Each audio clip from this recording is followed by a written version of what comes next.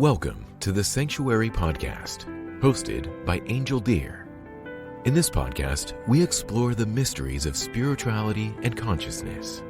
In each episode, we dive deep into the realms of human experiences, our rapidly changing world, and the unseen realms, tapping into the universal wisdom that connects us all. Whether you're a seasoned spiritual seeker, starting to awaken to the possibilities of a more expansive reality, or want support on your journey, this podcast is for you. Join me as we explore topics such as shamanism, spiritual transformation, holistic healing, the medicine path, energy healing, plant medicine, ancient wisdom, and more. Our guests are respected elders and experts in their fields, and we'll learn from their insights and experiences as we journey together on the path of spiritual growth. If you can, please consider supporting this podcast by joining our Patreon page at patreon.com/thesanctuaryny. Once again, it is patreon.com/thesanctuaryny. Now, let's dive into today's episode.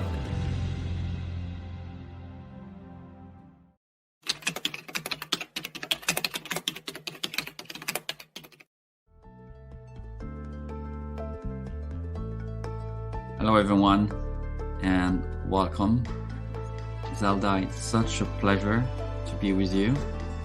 I'm really glad we could connect today, and I'm very much looking forward to having you come visit the land and bringing your skills and your wisdom here. So Zelda, when I was reading your bio, I'm always interested to hear a little bit about the story of the people that come, speak with us and connect with us. So I don't like to read bios because I feel they're kind of artificial. I'd like to hear more, from you. If someone meet you and say, hey, who are you? What are you doing in life? So what would you say? And I'm going to let you introduce yourself in the way you want and what you wish to talk about. Big welcome. Thank you. First of all, thank you to all the people that are here, and also to you, Angel.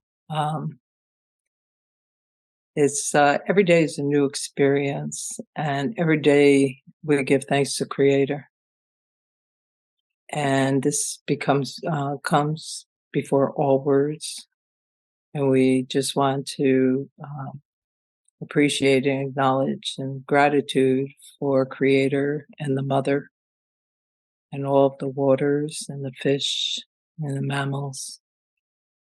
We also want to give thanks and recognition to even the tiniest little swimmers that are in these mass amounts of water, and also the little creeks and streams, and the rocks that are there, the stone people, how they have all the little hidden messages, how they're so strong in some beginnings, just like each one of us, those big, huge mountains, we come from our ancestors.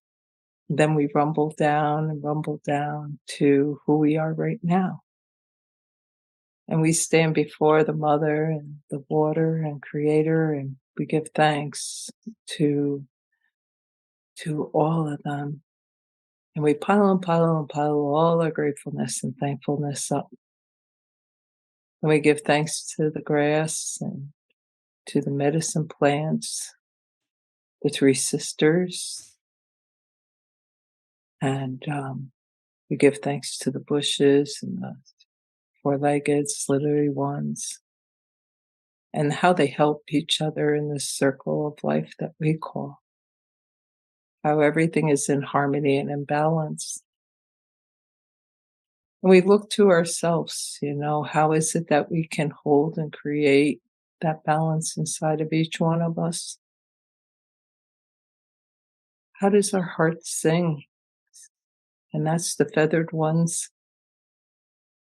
the winged ones, how they hear each one of the songs, and it's each one of our voices. Each one of our voices sings so beautifully. We have all this gratitude and thankfulness, and we pile it up to Creator. And as we come into this circle with these people,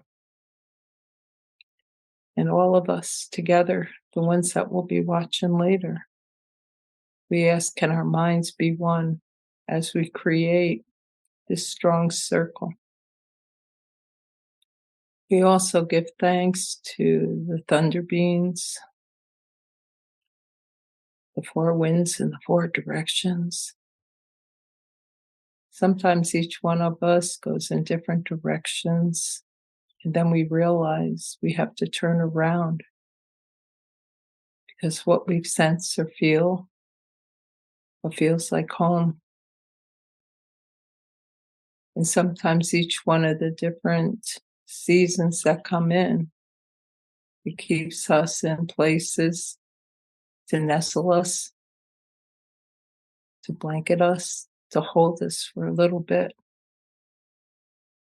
so we can really feel the gratitude and thankfulness. We give thanks to also the grandmother moon, the brother sun, all of our ancestors, all the star beings. And the elders always say when we look up to grandmother moon, all those beautiful shiny little stars that are in the sky, and one will just sparkle right to your eye and hit your heart. And that's when you know the grandmother is holding you, because each one of us is one of those stars, and she doesn't let go. She holds us and supports us in so many different ways, through dreams, through visions, songs, dance, writing, gardening. Whatever it is that you do, she's always there, and she rocks us. And we're with the blessings of all our ancestors, and the old ones and the wise ones. We pile and pile and pile all of our gratefulness and thankfulness up to Creator. And we ask each one of us, can our minds come into this full circle of one? And if I might have forgotten something as I'm getting older, place that in your mind now, because we don't want to leave anything out. When we play and when we put that in our minds, we pile and pile and pile it all the way up to Creator. And now our minds all can come into that circle of oneness.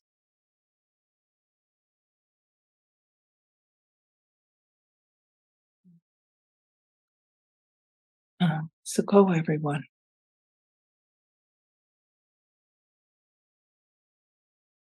So, it's interesting. People ask, who am I? Where did I come from? I was raised with the Haudenosaunee people at a very young age. I am mixed blood, but yet I dabble in all different cultures because there's all these beautiful flavors of everything. But the Native American culture has always brought me back home. My family's up in Kahnawaka, Canada. And I used to go up there when I was younger, when my grandmother and my auntie was there. And we used to do the powwows and do a lot of beadwork and listen to stories. So who am I?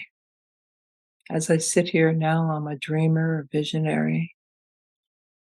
I listen to my ancestors of all four directions.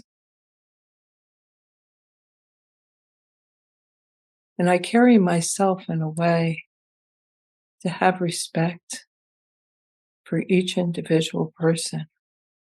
And that's that circle and that gratitude that we have for each other. When I was with my grandmother, she taught me so much. It was a lot about listening, hearing. And one thing that she always said to me is these teachings are like a knot, a long rope. And you might hear the story over and over and over again. But that knot gets closer and closer and closer into your heart. And then you start walking with all those teachings. And that's what I am doing now, is sharing what they shared with me. Growing up was a really beautiful time for me, being up there with the land by the river of the St. Lawrence Seaway. Being in community. My father was an iron worker. And so he lived in Albany, New York. And so he and all of our people came down and built many, many huge, tall buildings in the Albany area, Lake Placid, New York City. And so I lived a life in two worlds. When the elder said to me one time, "You can't have your feet in two separate canoes."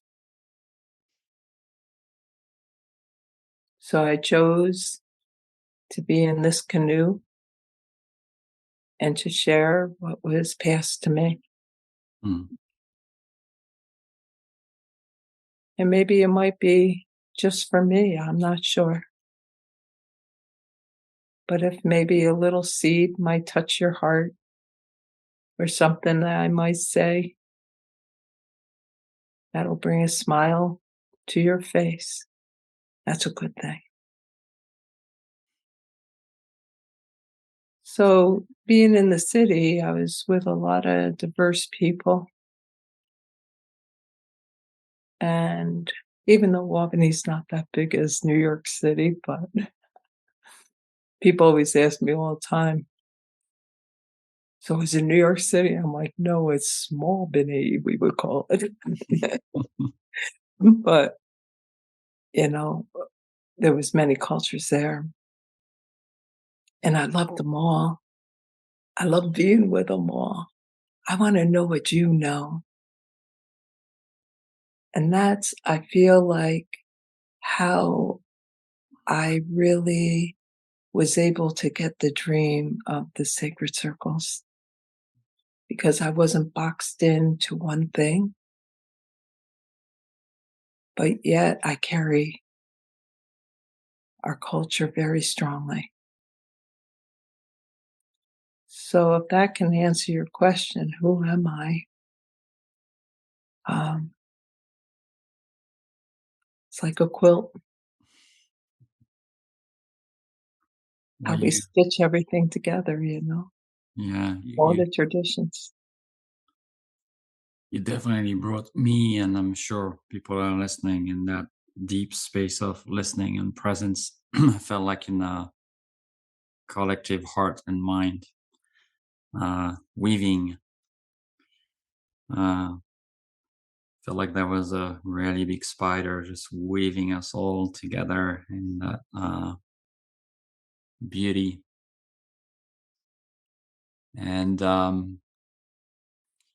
Zelda, I always like to bring things into the context we're in, the time we're in.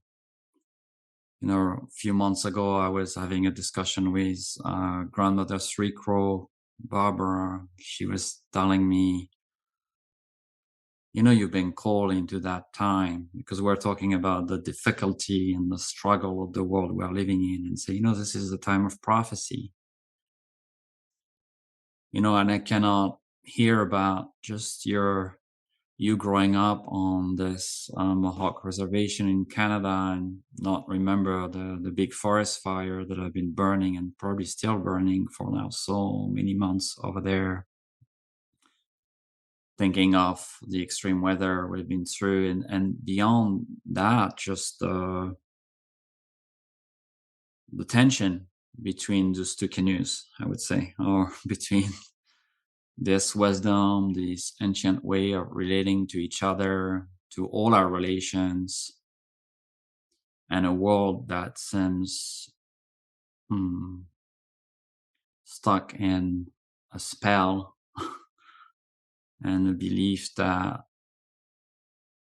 seems to create a lot of harm to each other's, to our extended families. And I would love, before we go into this beautiful dream circle that are behind you, um, to talk a little bit about your perspective on the time we're in, on what's at stake, and this big question that you probably beautifully weave today and explore often is how do we come together? How do we remember that we belong with each other?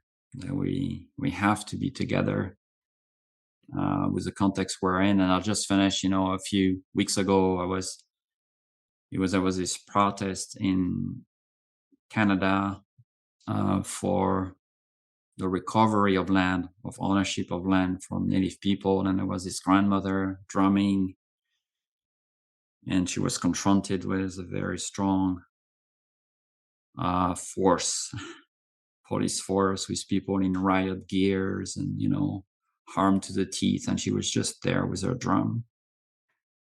And that video really, when I see things like that, it really breaks my heart. And I've had time to comprehend this level of violence towards Native people, especially, but anyone that stand up for the waters, for the land, for the next 7 generation. And I find it hard. So what I was saying, grandmother's request, how do you stay in that peace vibration? How do you stay in that heart? How do you not participate in the anger and basically react in the same way of this vibration we're receiving? So I would love to hear kind of your perspective on that, and maybe your practice or how you do that, because I'm sure there's things that upset you most when you hear or see these things.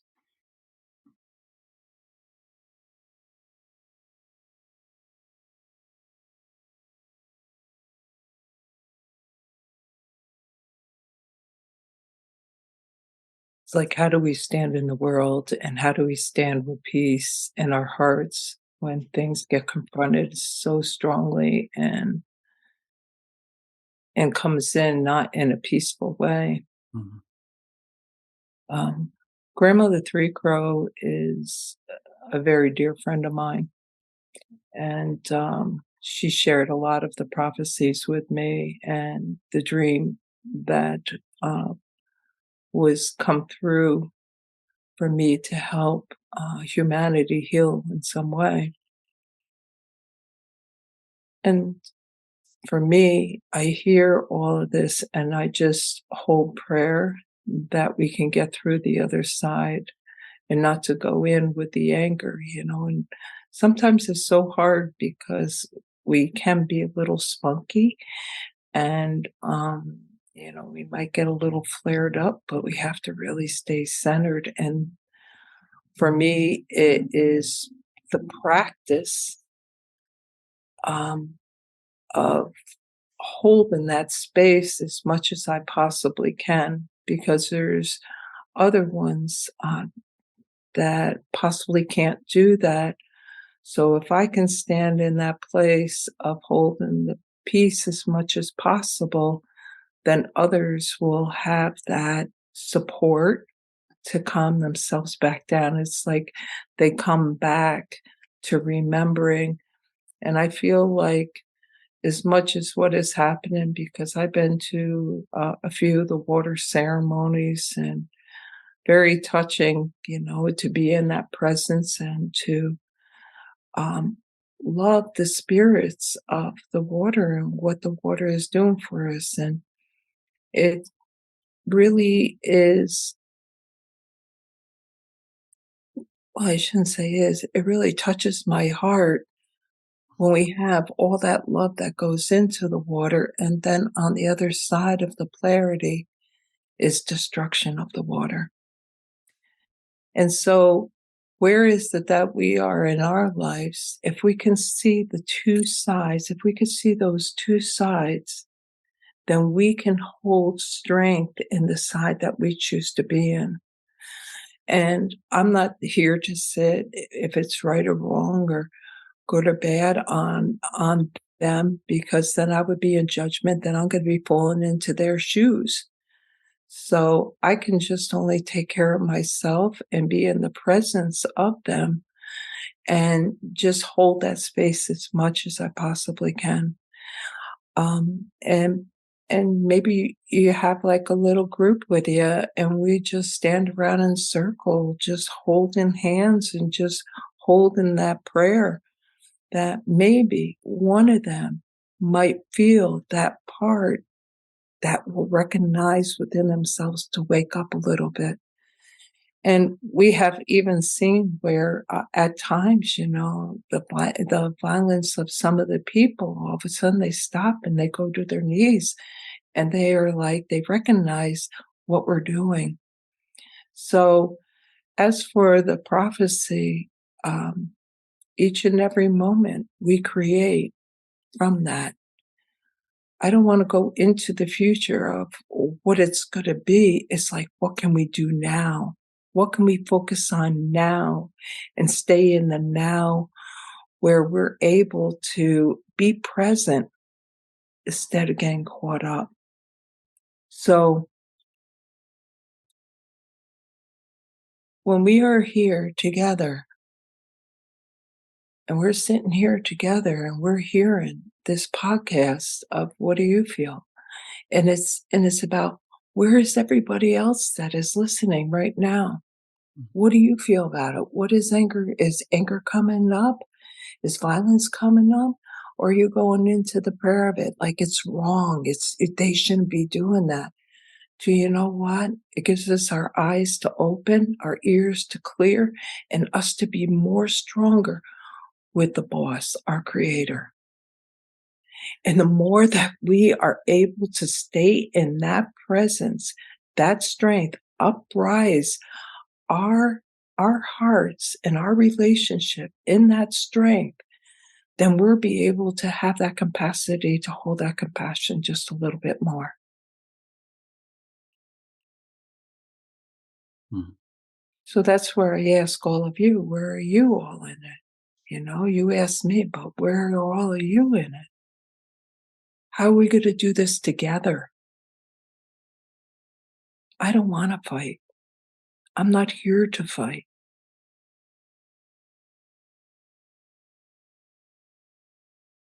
When I feel into your words and even into, what I was sharing and asking you about, and that, anger and violence and this confrontation, what I feel more deeply always when I really sit with it is deep grief, like really deep grief.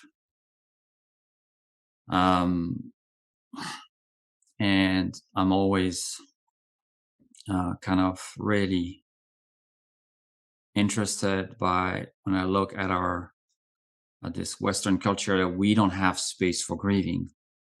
Yeah. And I'm not talking just individually, but even collectively, where we don't practice grief. It's kind of a shame. I remember, 10 years ago, I was living in New York City, and you see someone crying on the subway, you come back from work or in the morning, and when someone cries, just everybody kind of turns their eyes in the other direction, right? Go on their phone. Or it's kind of, we're not in good relationship with grief either. Not just anger, but grief And I feel sometimes I just want to cry. I just want to be with people I can cry. I just want to honor the water in that way, right? Just be with this flowing waters.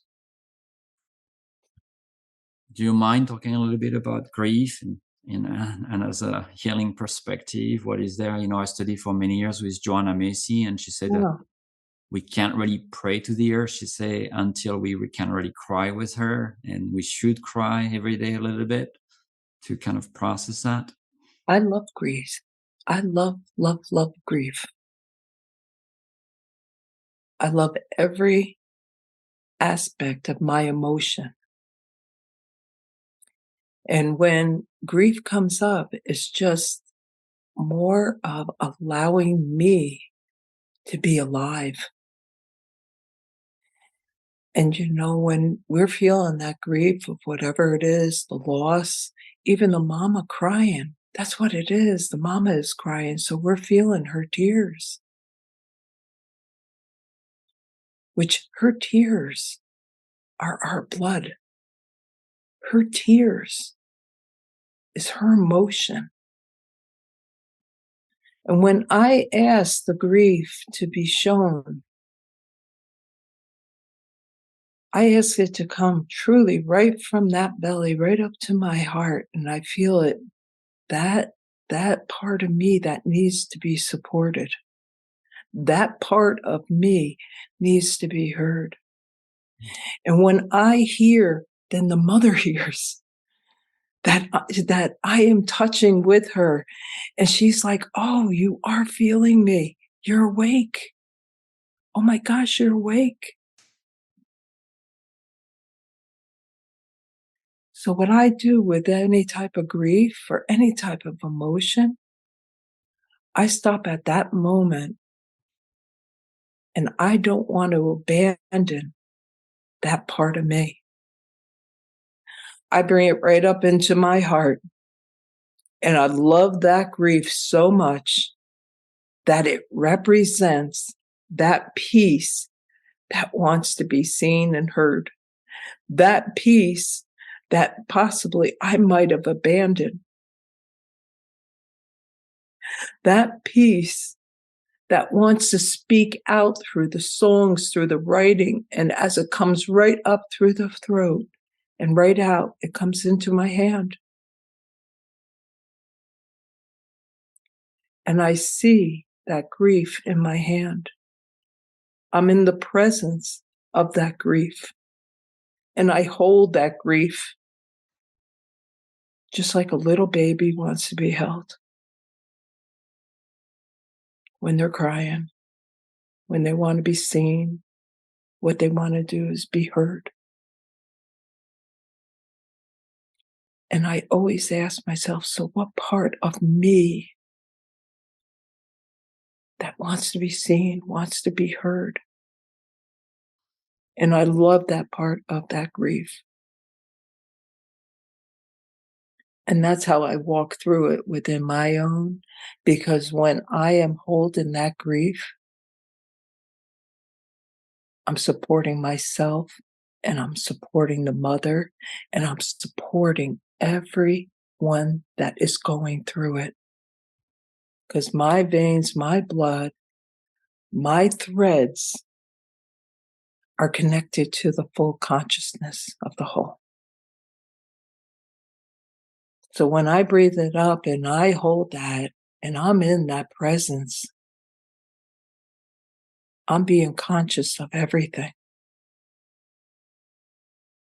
not just my stuff. This gives me the opportunity to hold the presence for all. And I breathe that in, and I love that part of me, and I place that instead of taking it and putting it out there. I take it and I bring it back into my heart, and I'm going to love it that much more. And then I ask myself,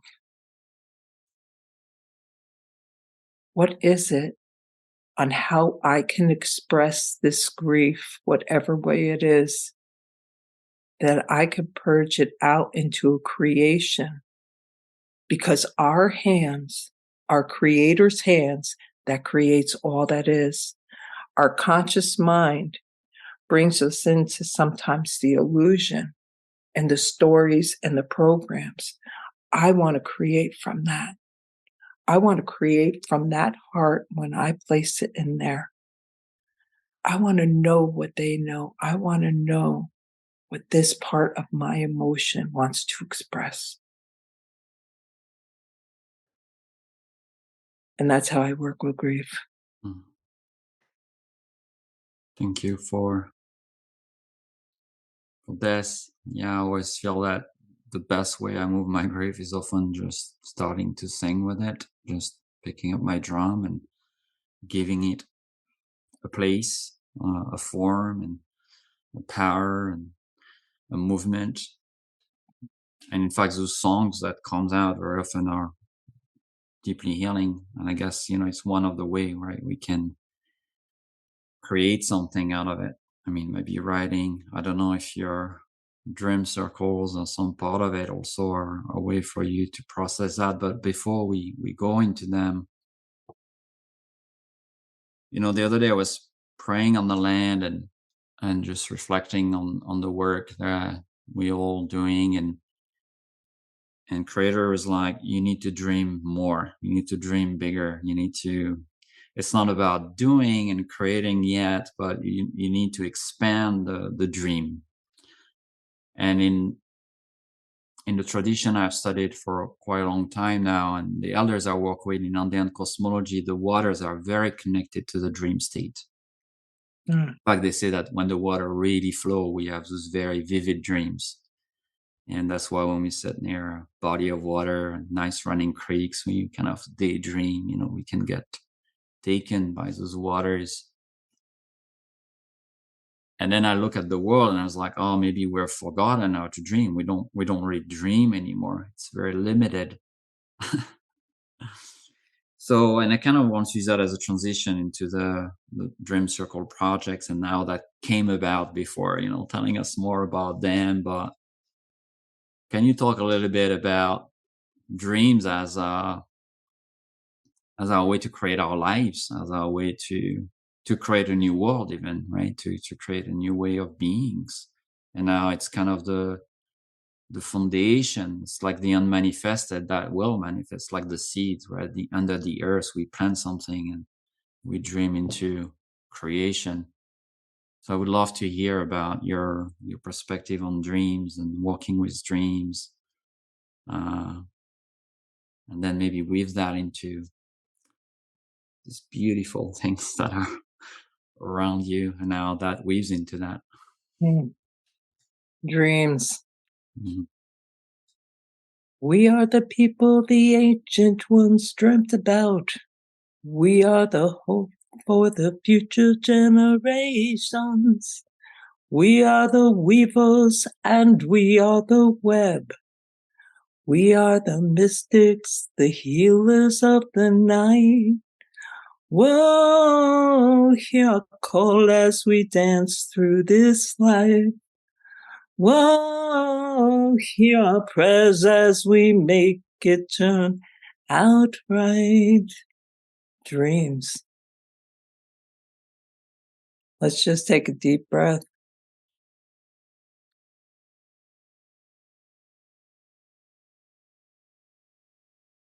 And settle right into the belly.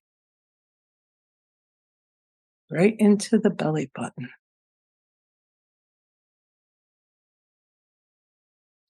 Into the belly button is the cord to our star beings, to our ancestor, the old ones and the wise ones. That is where I tap into. A lot of times I just rub that little belly button and just give thanks because this was the cord that brought me here on how I chose to come. When we try so hard to go in, all right, I want to be a dreamer. But possibly, we are that starlight.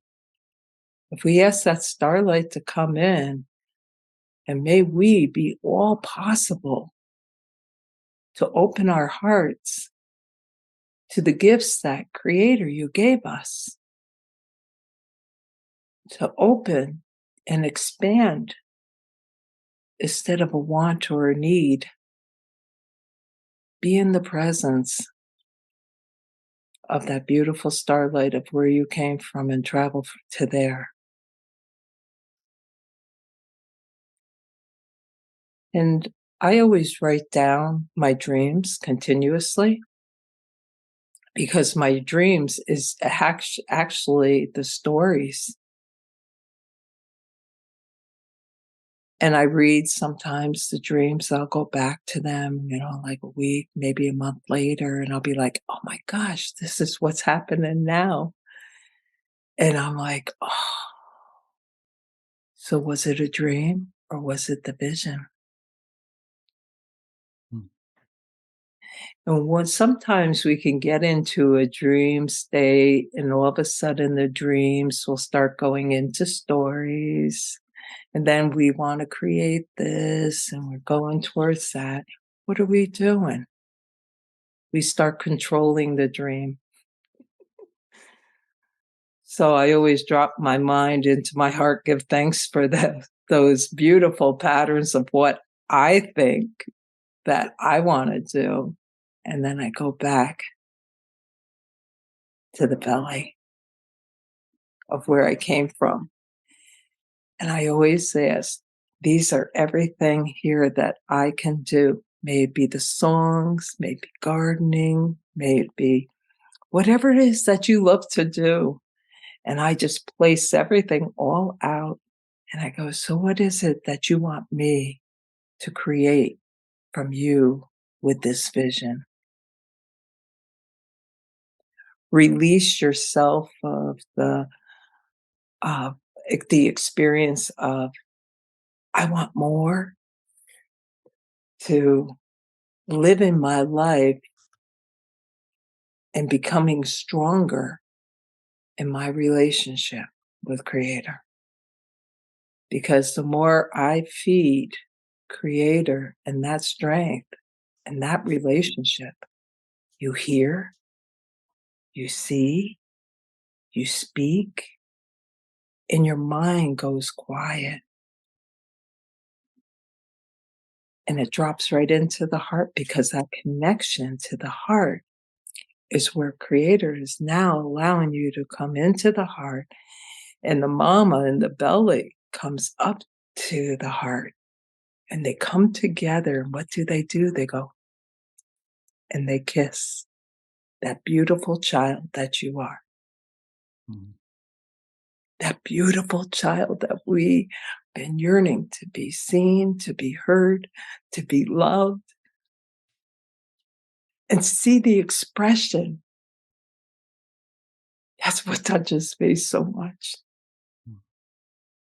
That's what touches my heart so much.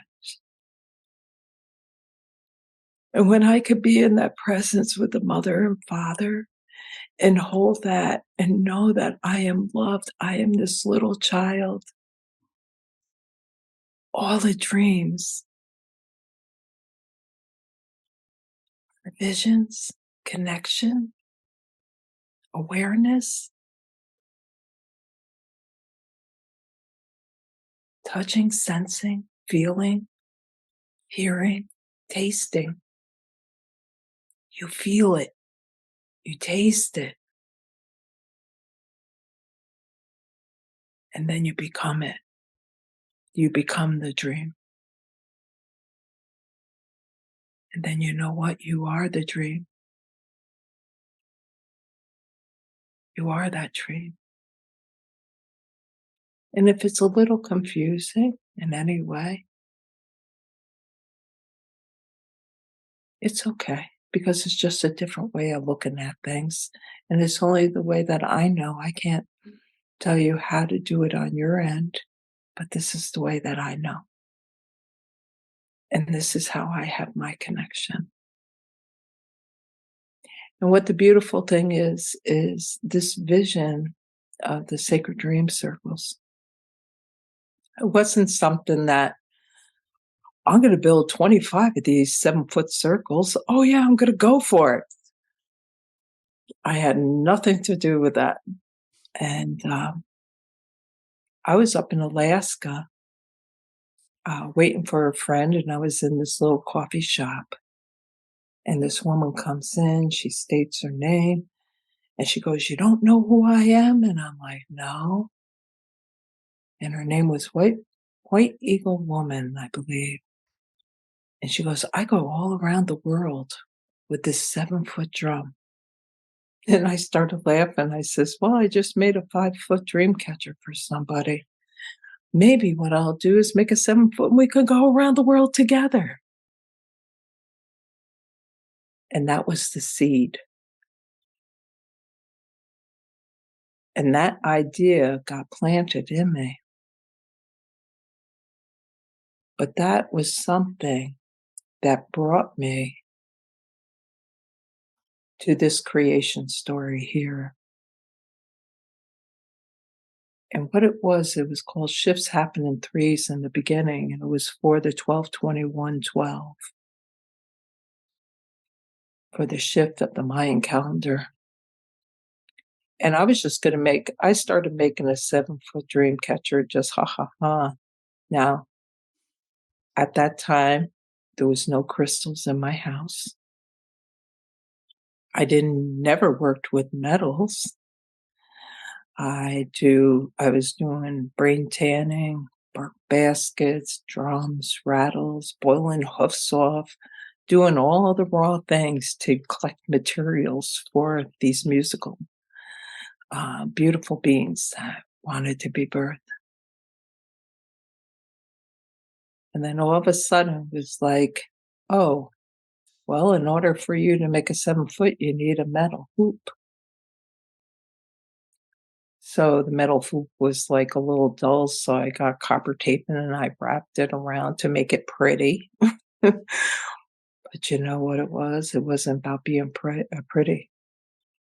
It's about these starting to become the portal and the opening to help shift the planet. All different people from all over the world I connected with on that day. So there's many stories. Each one brought me to my knees,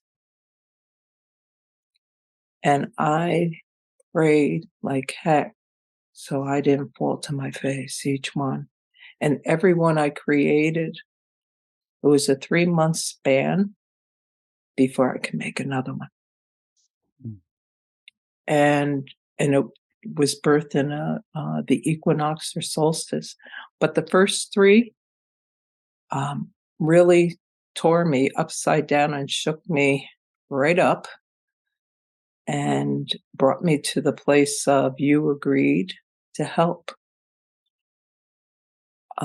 Different groups. I was going New Age with some groups. I was taking people away from Jesus Christ. I was abducted by spaceships. And all these different individuals that were, I thought, my friends at the time, all dropped away. And I sat there in my living room and I had the second hoop started to make.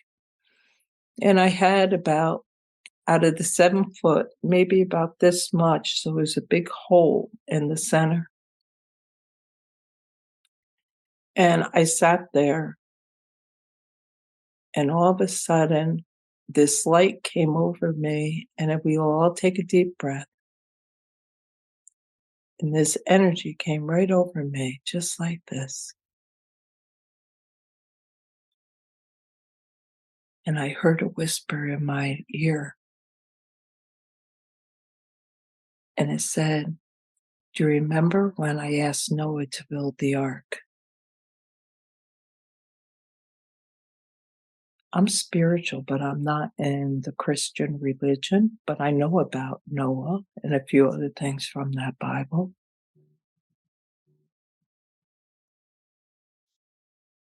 And here I am, sitting there. I stopped crying, and the hoop that was leaning up against the wall with the big hole in it went just like this. and hovered in midair. I got up and I lifted it up, put it back on the wall, and then I just started weaving. All this information came in. And that second hoop was the heart. The first hoop was the vehicle to get me to the heart. And then the third hoop was movement, which had the drum in it and had a spirit person in that drum. And it's in the center of that third hoop. And that third hoop was movement. When we created that ceremony back in 2012, 12/21/12, all these different people from all over the world were praying. I set them up in a triangle. And at one point, we were toning, we were singing, and my body lifted right up and I heard drum now, which was in a round sanctuary with a dome. And in December, up in the Northeast, it's really cold out. And 3 of the doors flew open and they were locked. They were like, whoa, but we shut the doors and they flew back open again.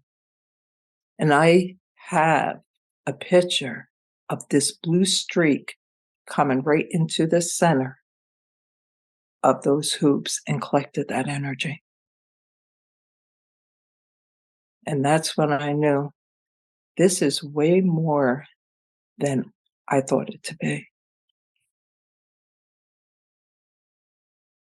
So that was in December.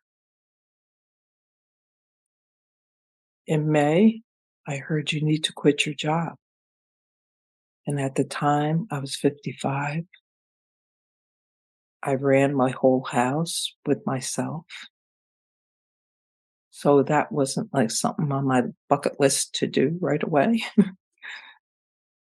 But again, within 3 days, I was just curious. I drove school bus for 26 years. And I was really starting to like the school bus after a while because now I'm starting to play the kids. I'm like toying with them, messing with their minds a little bit because that's what they try to do to you. And I was in Albany at the time and I walked down to go get lunch and there was the New York State retirement. I walked in there, make the story quick, asking different questions, da-da-da. I told them I was on a field trip, da-da-da. I only have 30 minutes, da-da-da. And she gave me the 2. She says, oh my gosh, you just turned 55 a week ago. And you have about 26 years in. She goes, you can retire. I went, oh, great. And I was like, so she gave me the money, what I would get, and here we are. I was like, oh, thank you.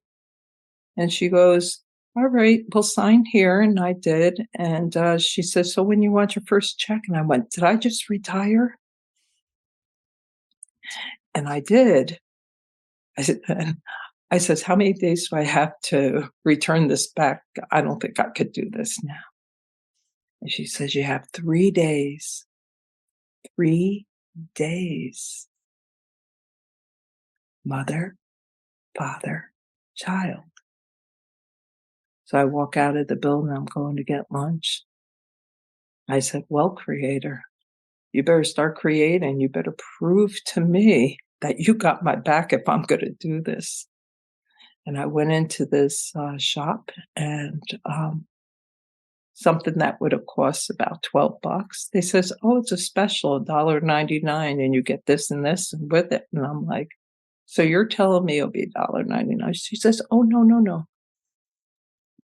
It'll be $2.13 with tax. And that's when I walked out and I went, okay, I'll do this. And that's how the Sacred Dreams Circle project started. And now I sit with 25 of them. In the beginning, just recently, after 12 years, 13 years now, I've been working with this, and every one is for a different culture, a different expression of an element, the fire, the water, the earth, the air, the animals. One of the elders looked at me and says, "You created the creation story." And I was like, "Wow." So every time one of these that I would see a vision, it wasn't a dream. It would come right in, and you got this many days to make it. And I would make one of these, I would just lock in between 3 and 5 days. Mm. It's all the help from my little friends, my padres. But each one is what I have been doing is weaving the webs and all of the holes that are in the full circle of life and those webs that are split or they're broken or they threaded apart but dangling. Every time I took the threads and I just sang and I just prayed and I just wove, and every one was an experience. So you have And like 25 of them now, you said, right? 25. yeah, so the first 21 finished at uh, in 12 years. Um, what a grandmother stood by my bed and said to me, "You have now created the 21 Council of the Blue Star."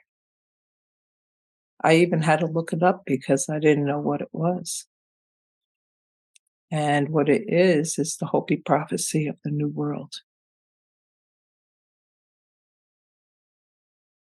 So that's the 21. Now what is happening is these next 4 that just came in and the equinox is Sky Woman coming down, replanting the seeds, and, in the creation story, it's about the twins. So you have that polarity again. So bringing in, the weaving of the light, to weave that in, and to bring in the balance of the roots of the darkness, where we lay all of our weapons down, lay all our weapons down. And where we come back to that seed of why is it that we are here? It's not about being successful. It's about being together. It's about unifying. And I don't know if it's going to happen in my lifetime, but I know that I'm leaving an imprint of some sort. Mhm. I have nothing else to do. I'm retired.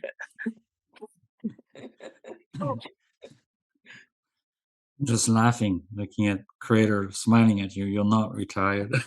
Yeah, I know it. It's just a little joke. Yeah.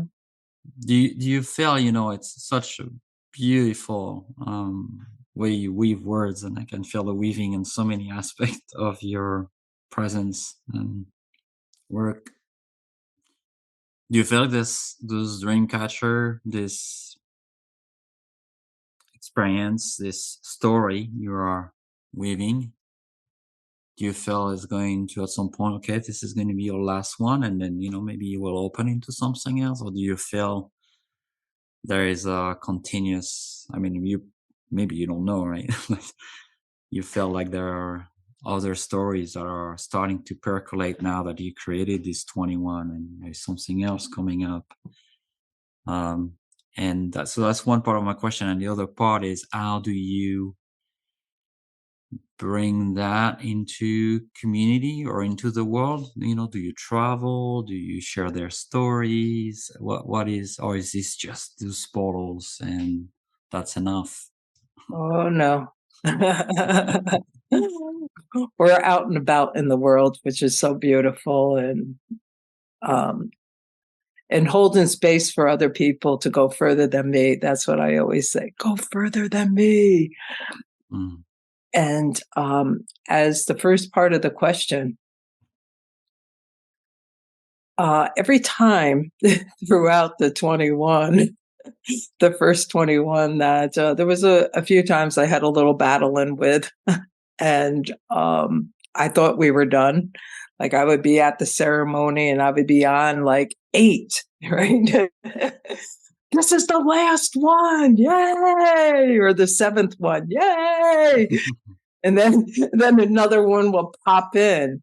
But what had happened is the first 21 actually built upon each other. Mm. And for me, it strengthened internally my my um my root, my connection so strongly to do this next level of work, which they aren't even dream catchers anymore. They're sacred geometry, and I call them the sacred dream circles or the sacred dream hoops. But if you look it up, it'll be the sacred dream circles, and you could find that out, and you could see some of them on my website. But if we go to just if I'll share with you the 21 in the vibration that they hold. So if that's okay, and then you will feel possibly what I felt when I was creating them. Can that be something? That would be a big gift. Yes. Because number one is inspiration, right? Our relationship with the self. So if we all just take a deep breath.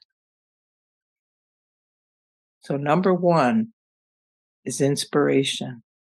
I want to find that in your body. Where is it triggering in your body? And breathe it up to the heart. 2 is the activation of the heart.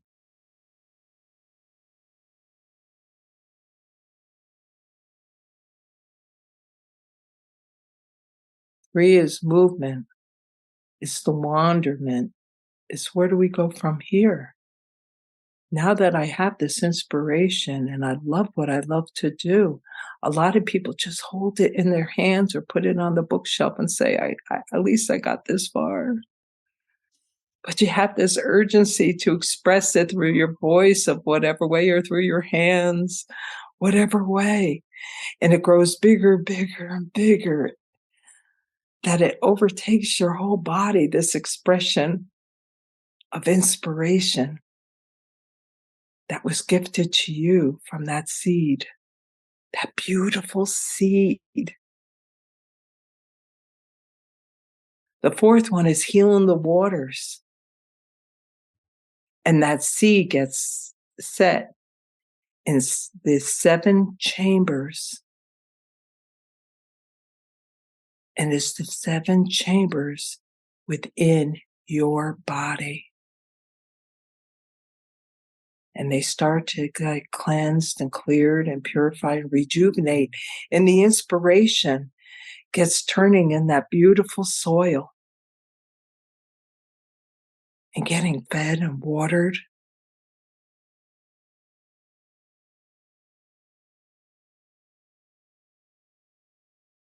The next one is where the angels come down from, Creator, to support all of us and all of our ancestors, to surround us and be with us. The 6th one, opens right up. Our eyes clear, our ears clear, our mind clears, and our heart clears, and our voice clears. And it's called the New World. The New World. I'm seeing things in a different perspective. I'm feeling things differently. It's unfamiliar. But yet I'm curious. And we breathe deeply into dream time and walking in two worlds. And on one side of the panel is all your stories and programs and everything that came through your cellular memory and your DNA that you've been carrying for so long. But that inspiration of tree of life comes right up, straight up into the middle from the bottom of your feet all the way up to your head and shows you that new world in the middle. And on the other side is all of the inspiration and the gifts that you came in with. And what perches on top is an eagle. And it actually has a Herkimer diamond from grandmother. And she asks each one of you, I have your inspiration. Do you want it? I have all of your potentials. Do you want it? And you answer to yourself, do you want it?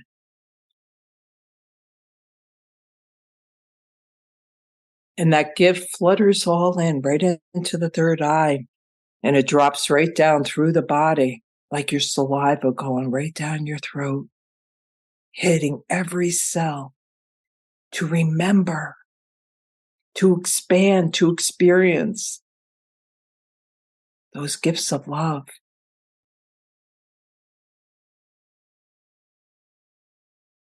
And then the twins come in. The 9 sacred chambers, which has the infinity sign, but is purged out. It sticks out of the circle. And that's that part of you. Do you want to stay back and be in the comfortable zone? Or do you want to move forward? It's like being in a rocking chair going back and forth. Well, my grandmother always says, get out of the rocking chair and get up and move. Get going. It's time. Time to awaken. No more sleeping. And on the other side is the bright light. And that's the other twin. And that's your temple. That is your temple of expression. How do you feed yourself? Mind, body, spirit. You have to all come together as a whole. And that one there has the infinity, and it rocks back and forth and back and forth and back and forth to give you that fluctuation of balance. So when we go off a little bit, we get pulled to the other side. Off a little bit, we get pulled to the other side, so we could feel those both sides so sweetly.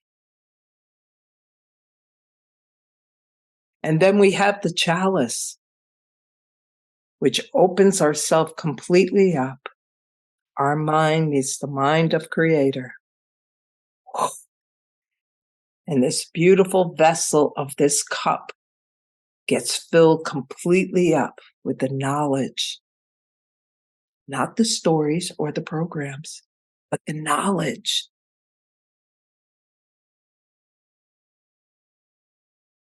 From the old ones, the ancient ones, our ancestors, of whatever culture you are.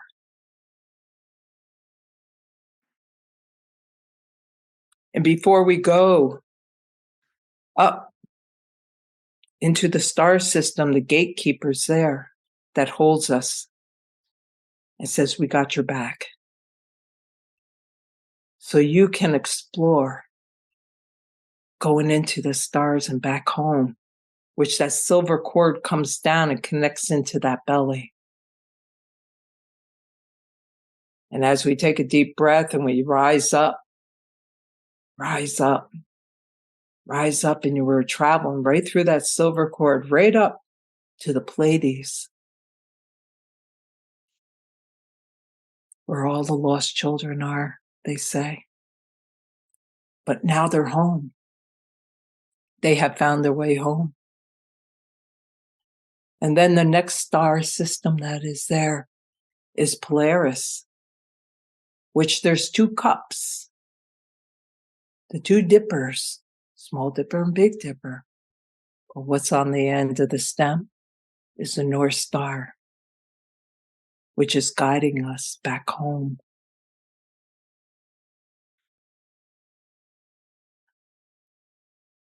But my grandfather always said, in those cups is where the knowledge is and all the teachings. And he asked all the time, so are you still doing it? If there's something up in your life that keeps coming back and coming back and coming back to learn. And sometimes I would say, nope, it's not coming back anymore. And he said, good, you learned your lesson. You learned the teachings. But if I said, oh yeah, it keeps coming back. And he'd go, oh dear. And he'd tap me on the back and say, you're just sightseeing a little bit more.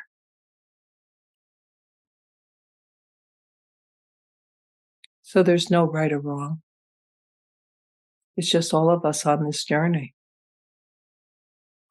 And then the last star there is Orion's belt, which pulls back the bow and sends it out. That inspiration that is inside of you out into humanity to be touched and healed with peace and love by Creator and all the makers.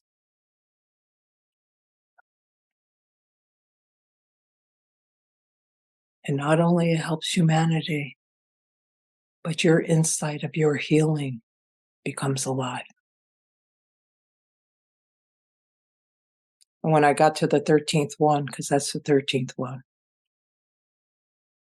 and then that's when Creator said to me, you have now completed these 13, but not many people look towards me. So we're going to call it the sacred dream circles. And the first letter in each of these 3 words that I'm going to say, take those letters and put them together. Or whatever that means to you, you hold that, which is the great open door. And that great open door is giving each one of us permission to move forward. And do you accept it?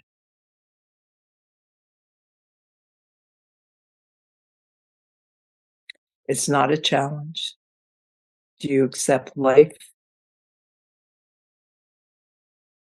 where you're going to lead your life to the fullest, or you're going to allow your life to lead you? That's the question.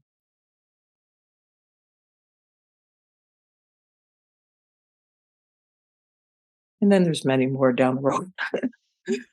But that's the first 13 anyway.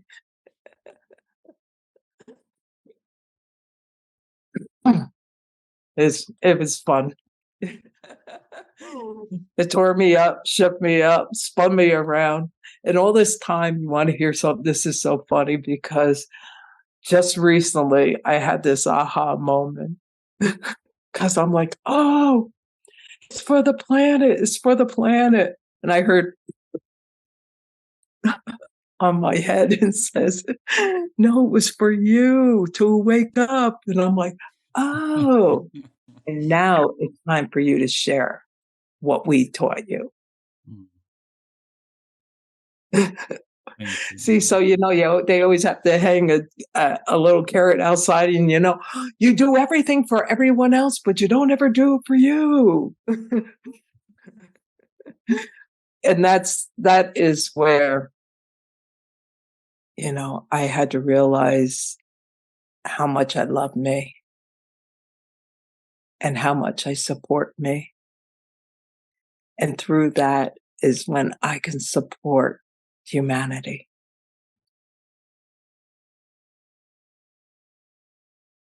Thank you. And now it's getting fun. I definitely, and I'm sure everyone that is listening, traveled uh, far and wide and deep. So this ceremony together this time. Um, it's interesting. It's not a topic today, but in Indian cosmology, the first 7 or 8 you describe is the same path that is in the Chakana, the ancient Indian cross, and the processes are identical with a different language and a different shape, but I just could not see it. And Mhm. that's how I feel. It's obviously a very universal teaching and very profound, and it's coming from source, however we want to call it, uh, Mhm. the great open door. Uh, Mhm. You like that, huh? I love it. I will quote you every time I use it. Mhm. Thanks for this gift. Thanks so much for the depth of this medicine. There's so much I would love to talk about, but we're coming to the end of this and this moment in time together. But you're going to come here soon on the land, and you're going to come teach us how to dream our rattles, Mhm. dream rattles into beings. And also, you're offering a second workshop, which is how to work with drums and rattles in healing modalities and how to use them. So, yeah, I just want to give you a little bit of space if you want maybe to talk a little bit about it. And obviously, that podcast is going to be up for many years. Uh, But yeah, I think it's such an honor to have this medicine coming, and I could feel even the rattle process of creation as you were describing that, and what it might be like with you. But do you want to share a little bit about creating that Mhm. type of sacred instrument and this process a little bit? So, so first of all, it's the spirit of the medicine of the animals. So just to know that all these years I've been collecting for over 40 years. And so everything that we use, it was coming from hunters or the land or the mother of some sort, from nuts to the animal sources. And um, when you lay out all the different pieces, because a couple different people asked me, so are we gonna just make turtle rattles? Or are we gonna make shell rattles, this and that? And what it is that I lay it all out, and I give each person like a little basket, and they put everything in that is calling to them. And then I have them sit with that, and what is it that they want to make for you? That's the ticket. You're not going to go in there saying, I'm going to make this, because the more that you can connect with the animals, that medicine will even help even more, because now you're building that relationship and you're touching on every part of the experience, from the animal being alive to the sacrifice of that animal, or the nut. That little nut was hanging from a tree for so long. I saved it from a squirrel. What can I tell you? Or not. The squirrel the hickory nuts, the squirrel eats both sides of the nuts, and I just pick up them. They do all the work, so that's really sweet. So I thank the squirrels, and I lay out my tobacco and give them all offering. So the most important thing that I like bringing into the workshop is, how is it that you could build your own intuition? How can you tune in? What is the animals? Why are they being drawn to you? And a lot of times I don't even tell you what the animal is. You have an idea or something of it, but it might be a different hoof from an elk or deer, a moose. It doesn't, I want the animal to speak to you. And when you are creating that, you're going to be creating with different colors, shapes. I have strings, bells, 10 cones. So even if you don't want hoofs, then maybe you want to use, I have a buffalo farm just right up the road that I get my rib bones from. I get all my bones, like I boil the hoof sauce. So I have the leg bones and I have the shoulder bones that I get from the butchers when they butcher the deer, which that's going to be coming up soon, is more hunting season. Or the turkey, I get the turkey bones and stuff because, like I say, I live in hunting territory. And so I just appreciate whatever any of the hunters can give to me, because then they come back alive again. Those animals come back alive. They help you. At one point, I had this one turkey hanging upside down and I was blessing it, and the actual wings were like really close. After blessing it, it went, and just, it relaxed it, and I made this some beautiful things from it. But when I wear it, I feel like I am the turkey. Sometimes I might gobble a little bit. No, but so that's that part. And then the second workshop is, how do you use your drums and rattles in a healing modality? So the thing of it is each rattle has a different vibration and a different sound. When I will show people, and I could show you, or you can actually integrate the vibration. So it depends on where you are in your path, because some people just sit there and say, oh, that's nice. Or people go, wow, I really feel it in my body here. So I like to detect where it is in the body. And then from that point, we do a washing, and then we share with people how to use them through what I just did. First of all, it's like a clearing for everybody, because when people start using the rattles on each other, everybody's cleared. So you're not picking up on any other stuff, or you don't have to work so hard to help that person release. So that's the second part of how to heal with the medicine and the rattles. Did I answer that okay? All of it. Yeah. Okay. I'm really excited about it. I'm really looking It's fun. forward. Yeah, I can just feel all your medicine weaving into all of this, and it's really beautiful. Yeah, I look forward to having you here on the land, and yeah, connecting. So I wanted to thank you, Zelda, so much. Thank you to everyone that was here live and people are listening to this recording. And I always like to leave the closing, the last prayer, or the way you want to close the space, to my guests that are here. So first, I thank you. Mm. Thank you, your ancestors, your teachers, your people, your land. Everyone that is involved in this, and far and high and broad and deep, because I could feel a very big family there, and it's really a blessing to experience this with you. Very humbling, and yeah, very deep medicine too. Thank you so much, Zelda, and I'm leaving you the last words. If you want to do a prayer, any way you want to close. Thank you, everyone. So let's take that breath together, that breath of life, that breath of inspiration. And as we weave as one together through this talk, may our eyes open just a little bit more, our ears open up just a little bit more, and our communication open up just a little bit more.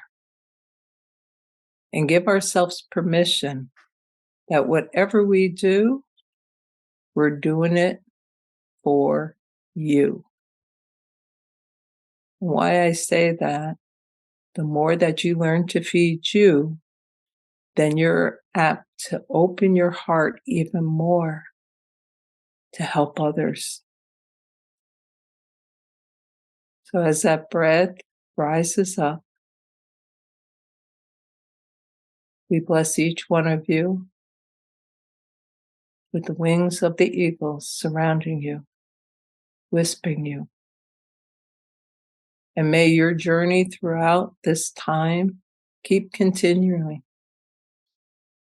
And may it reach out into not only you, but now we reach out into your family.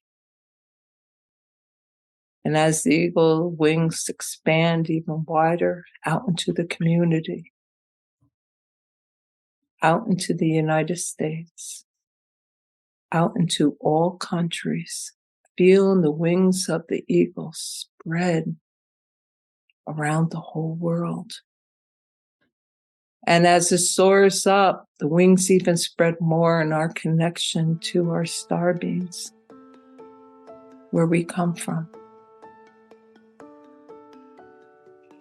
And may the rains of the blessings fall upon each one of us, of all walks of life upon this. Take a deep breath, and you take those blessings right through your body, go all the way down, like a little waterfall trickling all the way down, filling every circle, every crack and crevice, all the way down, past your knees, down into your feet, down through the rocks, down through the fire, into the heart of the mother, where you'll be nurtured and loved and supported. And that next breath, breathe it right up through the fire, up through your feet, your knees, your hips, right up into the heart, into that heart. Rising your little child up into that heart, and the Father into the heart, where you're going to be held from this point on, if you choose to, with a kiss, just like that. Blessings, everyone. Thank you. Yay! Blessings, everyone. Goodbye. Thank you. See ya. Thank you for listening to the Sanctuary Podcast. We deeply value your support. Please consider sharing this podcast with others and joining our Patreon page at patreon.com/thesanctuaryny. Once again, it is patreon.com/thesanctuaryny. At The Sanctuary, we believe that spirituality is a personal journey that takes many forms, and we honor and respect all paths to awakening and the rise of consciousness.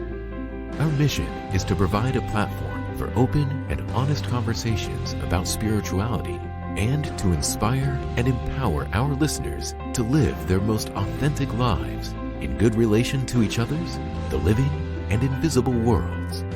I look forward to connecting with you again here or at our events, retreats, and online gatherings. You can find all our offerings at thesanctuaryheal.com. Once again, it is thesanctuaryheal.com.